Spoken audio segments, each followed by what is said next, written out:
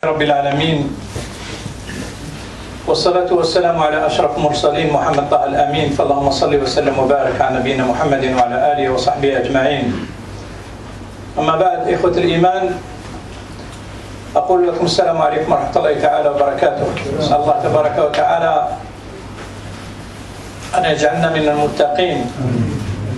هذا يوم مبارك، هذا يوم الجمعة إن شاء الله، نسأل الله فيه التقاة والعفاف والغنى إن شاء الله، ونعوذ بالله من الشقاق والنفاق وسوء الأخلاق. نغتنم هذه الفرصة، يعني هذه الدقائق السانحة هذه، نذكر بعضنا بعض في موضوع يعني هام جدا. عندما الإنسان يعني يدخل في الإسلام، والحمد لله اخترت الموضوع لأن يعني في أخ معنا جبته الحمد لله دخل في الإسلام، لهذا يعني الإنسان باش يوضح هذه الأمور ويعرف المعنى والمغزى فيها، يعني وما هي الفائدة وش يغتنم هذا الإنسان هذا. في هذا الأمر بالذات يعني نذكر حديث من حديث النبي صلى الله عليه وسلم عندما أسلم عمرو بن العاص رضي الله عنه وأرضاه. عندما من الله تبارك وتعالى على عمرو بن العاص بالإسلام، ذهب إلى الرسول صلى الله عليه وسلم وحدثه في هذا الأمر، إن شاء الله نشوفه فيما بعد. Donc je voulais entamer juste le temps qui nous est imparti avant le prêche, Inch'Allah, pour parler d'un sujet très important, un sujet qui concerne juste le fait de rentrer en islam. Je sais que le frère il est concerné, alhamdoulilah. Et les bienfaits, quels sont les bienfaits quand on rentre en islam, quels sont les bienfaits qu'on récolte, qu'est-ce que Allah subhanahu wa ta'ala va avoir comme bienfait sur nous, qu'est-ce qu'il va nous apporter, qu'est-ce que cela va nous apporter. Inch'Allah, à travers plusieurs exemples, Inch'Allah, on va voir ça. Et le premier récit que j'ai entamé, c'est bien sûr l'histoire de la conversion de Amr ibn al-As. C'est un compagnon du prophète sallallahu alayhi wa sallam, c'était un ami à lui. Et l'histoire de sa conversion, il y a beaucoup d'enseignements à tirer de cette histoire-là. الله سبحانه وتعالى من على عمرو بن العاص يعني بالإسلام، دخل الإسلام في قلبه، ذهب إلى النبي صلى الله عليه وسلم. ذهب إلى النبي صلى الله عليه وسلم قال: يا رسول الله، مد يدك إلي لأبايعك. الرسول صلى الله عليه وسلم مد يده، عمرو بن العاص لم يمد يده. قال له الرسول صلى الله عليه وسلم، قال له: ما لك يا عمرو؟ قالوا: أريد لي شرط. قالوا: ما شرطك، يعني ما تشترط؟ قالوا: أريد أن يغفر لي. شوف يعني عندما حب يستسلم عمرو بن العاص، مشى إلى الرسول صلى الله عليه وسلم وقال له: يا رسول الله، أعطيني يدك باش نصافحك، باش يعني نبايعك كرسول الله صلى الله عليه وسلم، نؤمن بالله وبرسوله. عندما الرسول صلى الله عليه وسلم مد يده، عمرو بن العاص شد اليد تاعو، يعني ما مدهاش. قال له: ما بك يا عمرو؟ وش الأمر؟ ما في الأمر؟ قال له: يعني عندي شرط. ما الشرط تاعك؟ قال له: أريد أن يغفر لي، يعني أريد أن ربي يغفر لي. وش سبق؟ وش يجاوب الرسول صلى الله عليه وسلم عباد الله؟ يقول له: أما علمت يا عمرو أن الإسلام يهدم ما كان قبله؟ يعني سبحان الله، شوف ديك النعمة العظيمة. الإسلام يهدم ما كان قبله، يعني وهذه عبرة لكل واحد فينا، يعني لأن فيه بعض الناس عندهم كيف يقولوا احنا، عندهم يعني ما يقدرش، ما يتجرأش علاه، يقول يخاف لو كان ربي ما يغفرلوش ذنوبه اللي مضت. لا، أبشر أن الله سبحانه وتعالى يغفر الذنوب كلها. من أسلم الله سبحانه وتعالى يتوب عليه ويغفر له كل ذنوب، حتى ولو كان يعني المال اللي كسبه من قبل يكون حرام، إلا إذا اقتطعه من مسلم يرجعه له، ولا من إنسان آخر، وإلا إذا اكتسبه من تجارة، وتجارة ما كانت يعني حلال، المال تاعه حلال. عندما يسلم ربي يكفر عنه كل السيئات، سبحان الله. أول شيء قال الرسول صلى الله عليه وسلم: يا عمرو، أما علمت أن الإسلام يهدم ما كان قبله؟ فلذلك يعني كانت المبايعة تاع عمرو بن العاص للرسول صلى الله عليه وسلم، ونعلم كلنا أن عمرو بن العاص من بعد أصبح يعني من أشهر الصحابة، وأصبح من على قيادة الجيش إلى آخره. يعني هذه عبرة لنا باش ناخذ العبرة من أن الإنسان اللي يسلم لله تبارك وتعالى عنده أجر عظيم منه مغفرة الذنوب ما كان قبلها. Donc la première histoire le récit que je viens de réciter, c'est celui de Amr ibn al-As. Amr ibn al-As, en islam, par la suite, il est devenu un grand chef et un grand combattant. Il était, c'est-à-dire, il avait en charge une partie des musulmans, il était gouverneur et ainsi de suite. Amr ibn al-As, quand Allah subhanahu wa ta'ala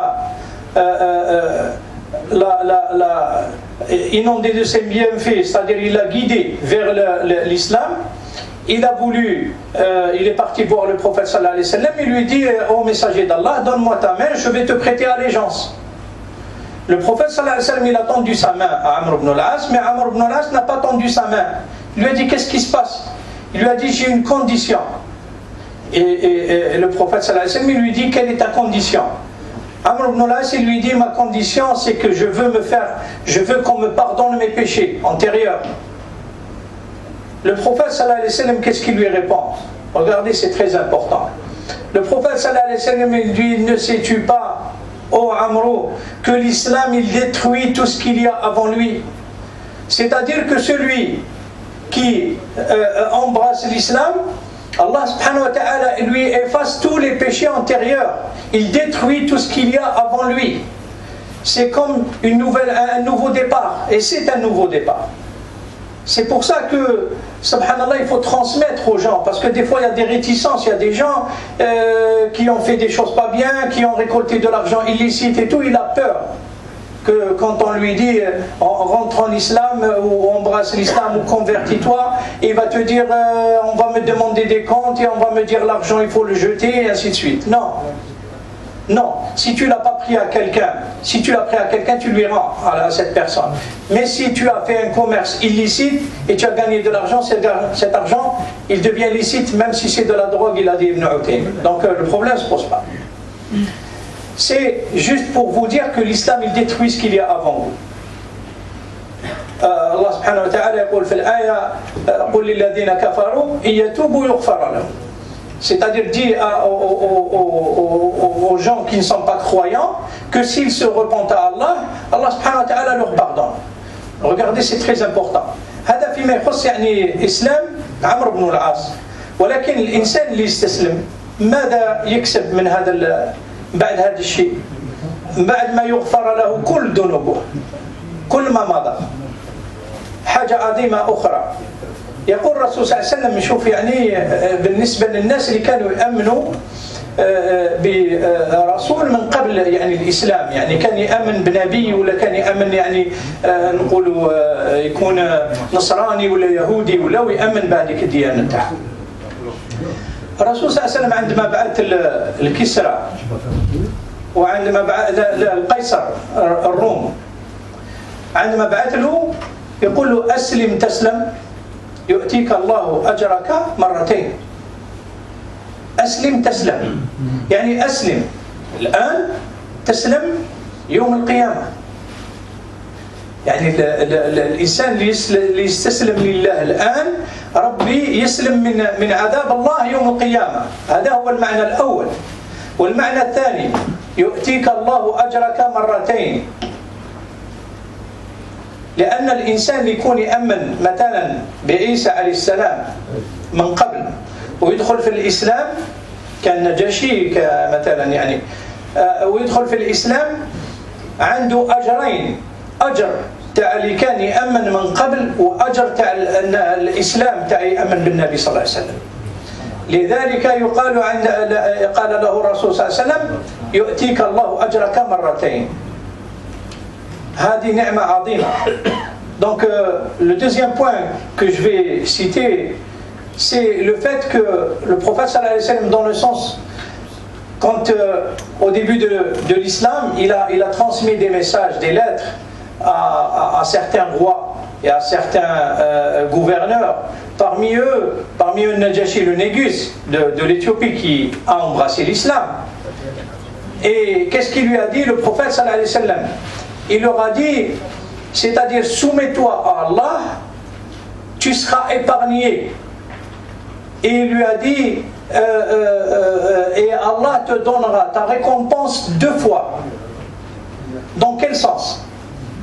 C'est-à-dire que quand la personne se soumet à Allah, c'est-à-dire il devient musulman, Allah subhanahu wa ta'ala l'épargnera de l'enfer le jour. C'est ça, tu seras épargné. C'est pas uniquement dans ce bas monde, et aussi, mais pas uniquement, c'est qu'il sera épargné du feu de l'enfer, qu'Allah nous en préserve tous, le jour de la résurrection.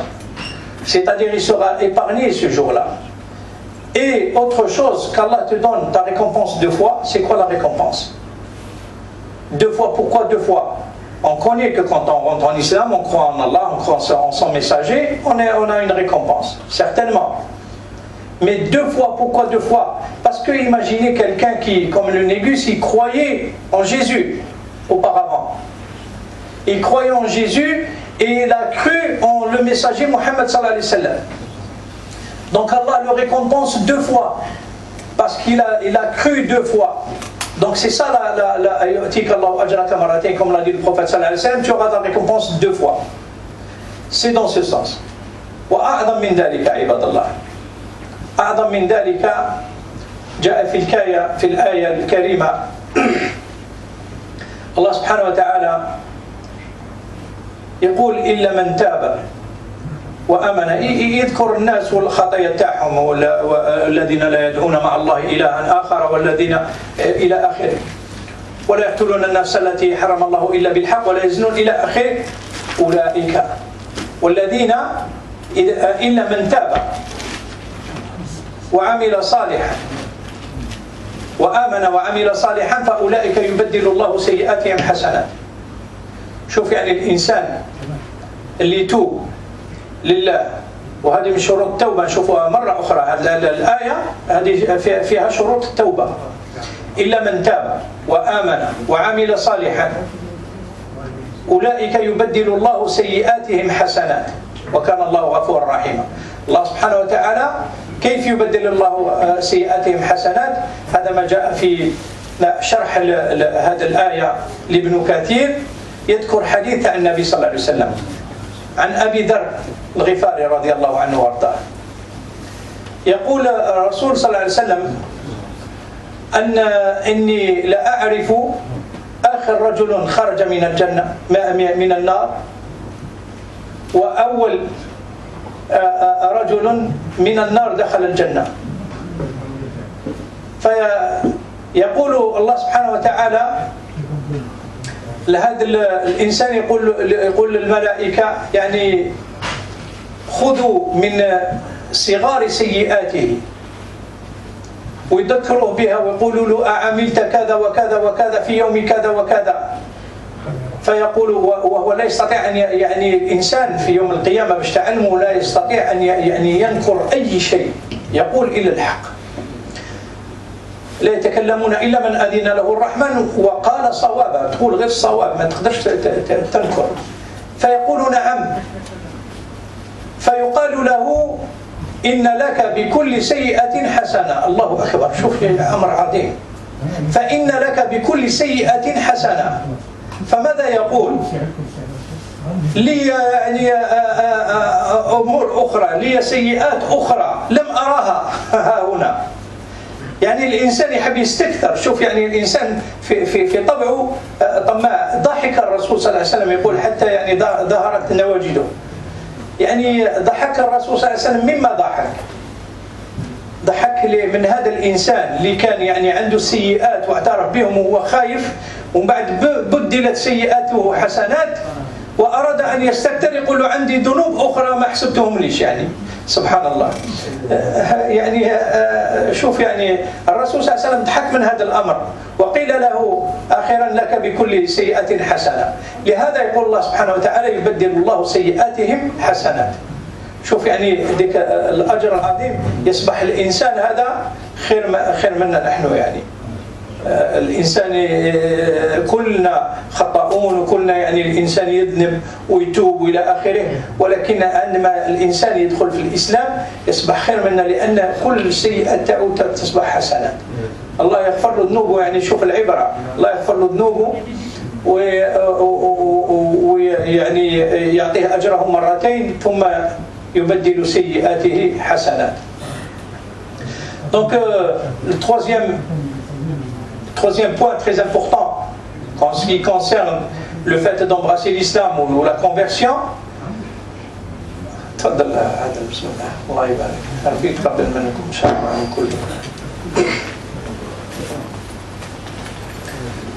En ce qui concerne la conversion, je continue de parler, Inch'Allah. Allah subhanahu wa ta'ala dit dans un verset, dans le sens du verset, qu'Allah subhanahu wa ta'ala, ceux qui croient et font des bonnes actions et ils se repentent à Allah, en embrassant l'islam bien sûr, Allah subhanahu wa ta'ala, il changera leur mauvaise action en bonne action. Imaginez un peu. Il changera Allah leur mauvaise action en bonne action. Quelle est cette chose aussi importante? Dans l'exégèse de ce verset, Ibn Kathir, il cite un hadith du prophète sallallahu alayhi wa sallam. D'après Abu Dharr al-Ghifari, le prophète sallallahu alayhi wa sallam, il leur a dit: je connais la dernière personne qui sortira de l'enfer et qui la dernière personne sortie de l'enfer qui va entrer au paradis. Il leur a dit: il va prendre une personne.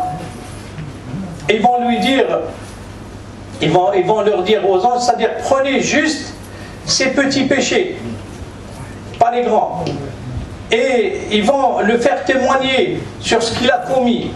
Ils vont lui dire, parce qu'il faudrait savoir que le jour de la résurrection, on ne parlera pas, mais celui qui parle, il ne dira que la vérité, il ne peut pas dire autrement. On ne peut pas nier.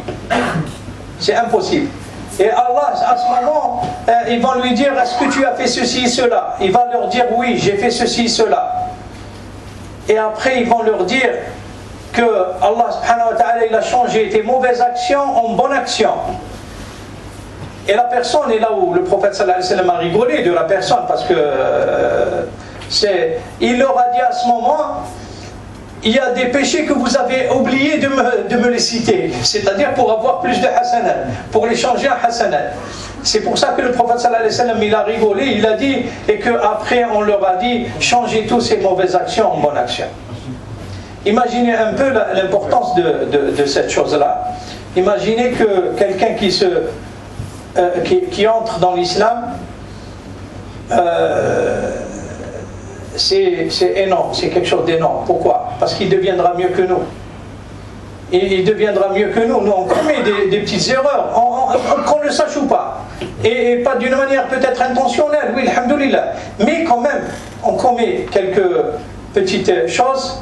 Et celui qui se convertit à l'islam, non seulement Allah subhanahu wa ta'ala, la première des choses, qu'il lui pardonne tous ses péchés, il changera ses mauvaises actions en bonnes actions, et il aura sa récompense 2 fois. نسأل الله تبارك وتعالى يعني أن يوفقنا وإياكم ونرحب بأخينا يعني معنا إن شاء الله، يعني كل واحد يدعي له بإخلاص، وإن شاء الله يعني ما يكونش هذا قدوة إن شاء الله للآخرين. ربي يوفقنا وإياكم على العمل الصالح. نسأل الله تبارك وتعالى بسمك اللهم وبحمدك أشهد أن لا أستغفرك وأتوب إليك. سبحان ربك رب العزة عما يصفون وسلام على المرسلين الحمد لله رب العالمين.